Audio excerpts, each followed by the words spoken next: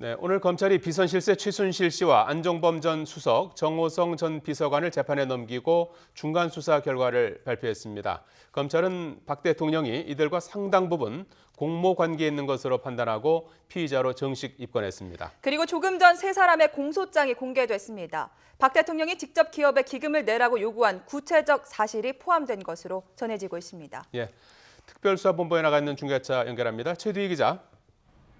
네, 서울중앙지검에 나와 있습니다. 예, 자 먼저 YTN이 입수한 공소장 내용부터 자세히 전해주시죠. 네, 최순실 씨 등의 공소장에는 박근혜 대통령이 대기업들을 상대로 직접 모금을 독려한 정황이 담겨 있는 것으로 확인됐습니다. 우선 최순실 씨는 박근혜 대통령이 어려움을 겪을 때 도움을 주는 등 서로 약 40년 동안 개인적인 친분을 유지해왔다고 언급돼 있는데요. 특히 최순실 씨와 안 전 수석이 대통령과 공모했다는 문구도 들어가 있습니다. 검찰은 박 대통령이 신동빈 롯데그룹 회장을 독대한 자리에서 경기도 하남시 복합체육시설 건립 비용으로 K스포츠재단에 70억 원을 더 내라고 요청했다고 기재했습니다. 또 최 씨의 지인 회사나 본인이 사실상 운영하는 광고회사가 현대차의 일감을 따낼 수 있도록 정몽구 현대차그룹 회장에게 얘기했을 뿐 아니라 KT 측에 최순실 씨가 추천한 이동수 전무를 채용하도록 해달라고 청탁까지 한 사실도 드러났습니다. 또 박 대통령이 포스코 계열 광고회사인 포레카 지분 매각 등을 구체적으로 언급하는 것으로도 명시됐습니다. 이와 함께 대통령의 지시로 정 전 비서관이 하남시 복합생활체육시설 추가 대상지 검토 문건 등을 최순실 씨에게 전달했다는 내용도 담겨 있습니다. 이렇게 정 전 비서관이 대통령의 지시를 받아 공무상 비밀 내용을 담고 있는 문서를 전달하는 것은 모두 47건에 달하는 것으로도 나와 있습니다. 네. 검찰이 박 대통령을 피의자로 정식 입건한 이유가 있었던 건데 앞으로의 수사는 어떻게 진행될까요?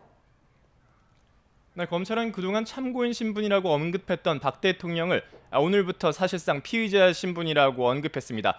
그러면서 수사를 계속해 나가겠다는 의지를 밝히기도 했는데요. 오늘 검찰이 발표한 내용을 보면 그동안 가장 큰 관심사였던 박 대통령과 최순실 씨 등에 대한 제3자 뇌물 혐의는 적용되지 않았습니다. 제3자 뇌물죄는 공무원이 직무와 관련해서 부정한 청탁을 받고 제3자에게 금품을 주도록 하는 범죄인데요.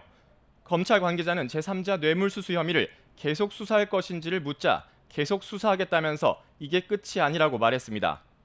기업들의 재단기금 출연 과정에서 부정한 청탁이 있었고 그로 인한 대가성 여부를 향후 수사에서 규명하겠다는 겁니다. 특히 최 씨 등이 롯데 등 일부 기업을 상대로 추가 출연을 강요한 부분과 삼성이 최 씨 일가에게 거액을 지원한 부분도 계속 수사할 전망입니다. 그동안 박 대통령의 대면 조사가 필요하다고 강조해온 검찰은 조만간 박 대통령의 변호인 측과 일정 조율에 나설 방침입니다. 이에 대해 박 대통령의 변호인인 유영하 변호사는 검찰의 수사 결과 발표를 봤다면서 지극히 유감스럽다고 밝혔습니다. 그러면서 검찰이 법원에 제출한 공소장 내용을 본 뒤 오후 4시에서 5시쯤 다시 공식 입장을 전하기로 했습니다. 자, 최두희 기자, 그리고 오늘 재판에 넘겨진 최순실 씨, 그리고 안종범 전 수석, 정호성 전 비서관의 혐의도 정리해 주시죠. 네, 우선 비선실세인 최순실 씨와 안종범 전 수석에게는 직권남용과 강요 등의 혐의가 적용됐습니다. 우선 미르와 K스포츠재단에 대기업들이 700억 원이 넘는 금액을 강제로 내게 한 혐의를 받고 있습니다. 지난해 롯데그룹에 추가 기부를 요구해서 70억 원을 받았다가 돌려주는 등 재단의 출연금과 별도의 추가 기부를 강요한 혐의도 받고 있습니다.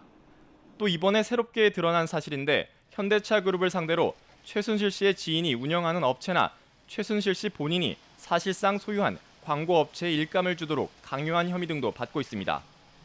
이와 함께 정호성 전 비서관은 장차관 끝 인선 관련 검토 자료 등 공무상 비밀 자료 47건을 포함해 180건의 문건을 최순실 씨에게 유출한 혐의를 받고 있습니다.